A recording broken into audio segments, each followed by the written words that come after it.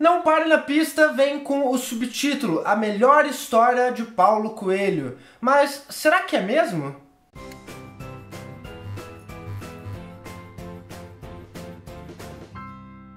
Para quem estiver assistindo pelo YouTube, eu vou deixar o link ali embaixo para você acessar o post no site que tem a minha crítica completa. Nesse vídeo eu vou tentar fazer um resumo de tudo aquilo que eu escrevi. A minha intenção inicial de assistir esse filme é porque eu vi uma reportagem com o Júlio Andrade, que é o ator que interpreta o Paulo Coelho adulto, dizendo que esse filme supostamente iria diminuir o preconceito que as pessoas sentem em relação ao Paulo Coelho. Que muitas vezes as pessoas falam do Paulo Coelho, mas não sabem nada sobre ele. Eu não acho que a vida do Paulo Coelho influencie muito na hora das pessoas gostarem ou não gostarem dos livros dele.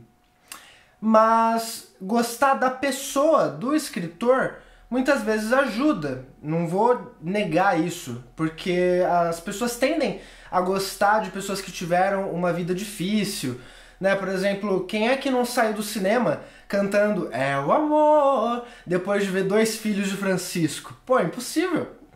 Então eu fui com essa expectativa. Eu fui com a expectativa realmente de encontrar um Paulo Coelho que eu gostasse. E eu saí do cinema decepcionado nesse sentido e em outros. Vamos lá.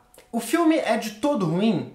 Não é. Tem atuações muito boas, a Fabíola Nascimento tá excelente, os próprios irmãos Andrade, o Júlio e o Ravel, que fazem Paulo Coelho adulto e jovem, estão ótimos. Temos vários atores que estão fazendo um ótimo trabalho. A fotografia é muito boa, né? O filme não se passa só no Brasil, ele se passa também em outros países. E a fotografia que o diretor conseguiu pegar dessas várias locações ficou muito interessante. Como é comum de cinebiografias, o filme é todo meio insaturado. Para quem não entender muito bem o que é isso, se você pegar a sua TV, lá o controle, e diminuir a saturação, você vai perceber que a imagem vai ficando mais pro tom de cinza. Ou seja, você vai diminuindo a intensidade de cor. Seria isso, as cores não são tão intensas. E, na verdade, a maior parte do filme tem cores neutras, branco, preto, bege. E você vai encontrar um vermelho nos momentos em que o Paulo Coelho está com muita raiva ou muito apaixonado por alguma coisa. É bastante interessante ver isso. Por que eu digo que não é um filme interessante para você começar a gostar do Paulo Coelho? Aliás, pelo contrário, porque eu estava assistindo o filme com o Guto, que também, né, participa aqui do site, e ele disse que se ele não pensava nada sobre o Paulo Coelho antes, agora ele desgosta completamente. Porque, do início ao fim, o filme mostra um Paulo Coelho, tá certo que personagem, eu não conheço ele na vida real. Então, o tempo todo que eu estiver falando aqui, gente, estou falando do Paulo Coelho que eu vi no filme. Mas mostra um Paulo Coelho egocêntrico e mau caráter, que não se importa com as outras pessoas. O filme não é contado, inclusive, em ordem cronológica. Então você tem imagens dos anos 60, que é quando ele é adolescente, 80, ele é adulto, e 2013, que é a maturidade, né, período atual. E em nenhum desses três, eles mostram um Paulo Coelho que eu gostaria de conhecer. Porque o adolescente é um rebelde sem causa, o adulto continua na mesma vibe, só que com sexo e drogas, e na maturidade ele se mostra uma pessoa que de maduro não tem nada. Ele é uma pessoa que simplesmente está numa crise de meia-idade, porque as cenas que mostram dele é ele comprando uma jaqueta de couro, todo modernão, aí de repente ele vê uns adolescentes no canto, e aí ele sente necessidade de se exibir com um carrão e pá. Fica uma coisa meio jogada, assim. Se o objetivo do filme era jogar uma nova luz sobre o Paulo Coelho, eu acho que o diretor usou os artifícios errados. Inclusive, nos anos 60, que mostra principalmente o pai dele, depois no período adulto também. O pai do Paulo Coelho não é retratado, mas dá a entender que era pra gente enxergar o pai do Paulo Coelho como um carrasco.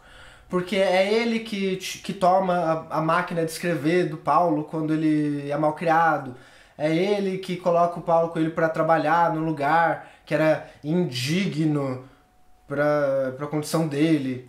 É ele que manda o Paulo Coelho sair de casa quando o Paulo Coelho quebra a vidraça. Mas você tá entendendo? O Paulo Coelho foi lá e quebrou a vidraça, cara. O Paulo Coelho, mau caráter do caramba. Personagem, então, gente, calma. E eu fiquei o tempo todo, nos anos 60, falando assim, pô, o pai do Paulo Coelho tá super certo, cara. Mesmo quando o Paulo Coelho é internado num hospital psiquiátrico e toma remédios e tal. Inclusive essas cenas são muito bonitas, porque elas são intercaladas com imagens de uma lâmpada tentando acender e apagando, assim, dando uma ideia do que os remédios e o tratamento fazem com a cabeça do Paulo Coelho. Enfim, é muito legal. Mas eu fiquei pensando assim, pô, se o tá certo, meu filho, mas meu filho mais de 18 anos, 20 anos já, fazendo a baderna que o Paulo Coelho fez naquela cena, quebrando a vidraça, fazendo aquele barulho, né, chegando bêbado, louco, do jeito que ele tava, violento. Eu não sei, talvez eu tivesse chamado a polícia, entendeu? Pô, passa uma noite na delegacia, vê se é bom. Sabe? Não, o pai dele pelo menos levou ele pro hospital e tal, entendeu? Foi uma coisa até carinhosa, se você parar pra pensar. Paulo Coelho, o pai do Paulo Coelho em nenhum momento, pelo menos no filme, foi violento, nem nada parecido. Ele mal levanta a voz contra o filho. Então, o que eu vi ali foi um pai carinhoso, preocupado com o filho, e um filho completamente ingrato, que mesmo no período adulto, ao invés de ele tomar a iniciativa de conversar com o pai, não, ele espera que o pai tente se redimir perante o filho, porque agora o filho é famoso, né? O pai precisa ter orgulho do filho famoso. Então, assim, é sério, eu fiquei com uma impressão muito, muito, muito ruim do Paulo Coelho. Em relação ao filme, eu achei que teve muita gordura, eu achei que teve muita cena desnecessária, achei que o filme podia ter focado, por exemplo, na trajetória do Paulo Coelho como escritor, mas não foi o que aconteceu, né? O fetiche pelo mostrar o misticismo da vida do Paulo Coelho falou mais alto. E, inclusive, o filme ele privilegia cortes rápidos na montagem, até pra esconder um pouco do espectador que muitas sequências não, que muitas iniciativas ali não tem sequência. Então tem uma determinada cena que o Paulo Coelho tá lá falando sobre bloqueio criativo, e aquilo ali não tem uma sequência lógica no filme. Ele simplesmente corta e vai intercalando com anos 60, 80, atual, ou então mesmo quando não troca para outro período, mas troca para outro ano, outro mês. Isso meio que mascara os erros, as falhas na continuidade do roteiro, né? Pelo menos foi o que ficou parecendo para mim. Mas existem momentos em que a montagem não tem corte nenhum, fica assim parado, ok, parado, gente.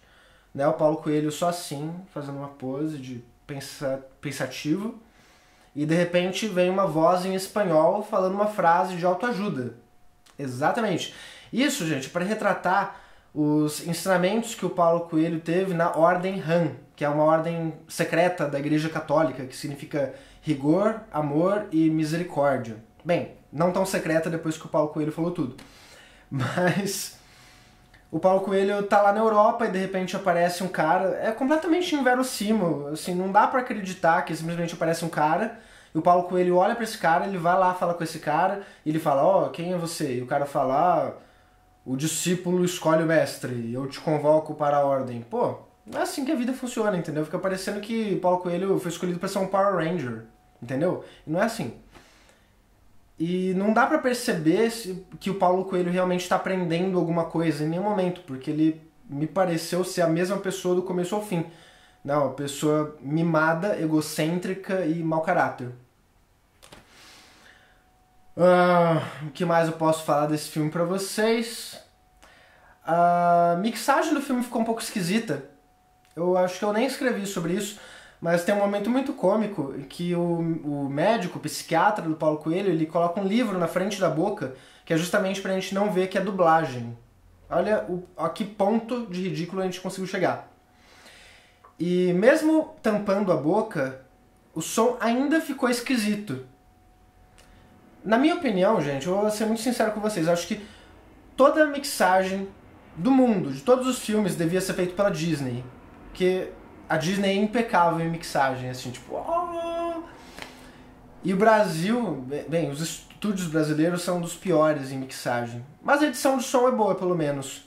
A edição de som é bem... assim, dá pra acreditar, né, que é aquele som mesmo. Mesmo quando é um som bem... tipo, estamos colocando esse som. Dá pra ver que se não é um som que realmente faz parte do que tá acontecendo ali, é um som psicológico. Principalmente quando o Paulo Coelho tá tomando os remédios e tal, ele fica com a audição meio psicológica, assim, das coisas. É bem interessante, assim. Fica bem visual, bem sonoro. Bem sonora a experiência do Paulo Coelho no hospital psiquiátrico. Então é isso aí. Quem estiver vendo pelo site, a qualquer momento pôde ver isso, mas eu vou falar pra vocês agora que o filme pra mim leva 2 lampadinhas. Como eu disse, pra ver a crítica completa, acesse o link ali embaixo. Então se você já estiver no site, é só você ler, enfim, tirar suas conclusões, tá bom? Comentem aí embaixo o que é que vocês acham. De repente eu tô errado sobre o Paulo Coelho também. Eu nunca investiguei a vida dele. Eu não tenho preconceito com relação ao Paulo Coelho, eu só não falo muito sobre ele no Cabine Literária porque o que eu já li dele me assemelhou muito com autoajuda e o meu interesse é mais literário. Então, se você tiver uma opinião divergente, ou mesmo se você concordar, comente aí. É sempre interessante, é sempre bacana participar. Então, obrigado por acompanhar até aqui. Para mais conteúdo sobre livros e literatura, continue ligado no Cabine Literária. Não se esqueça de se inscrever no canal. Até a próxima! Uma pergunta enquanto você está escolhendo um desses 2 vídeos que estão aqui do lado. Você sabe quantos posts o Cabine Literária produz por dia? São de 8 a 10. São notícias, críticas, matérias com muita cultura e entretenimento para você. Por mais que você já siga as nossas redes sociais, pode ser que alguma matéria do seu interesse acabe ficando de fora. Então, já pensou em seguir o nosso feed? Basta você clicar no botão que fica na página inicial do nosso site, ou então clicar no link aqui embaixo, cabineliteraria.com.br/feed. Você pode seguir pelo seu gerenciador de e-mails ou então pelo seu próprio navegador. Descubra como acessando ali.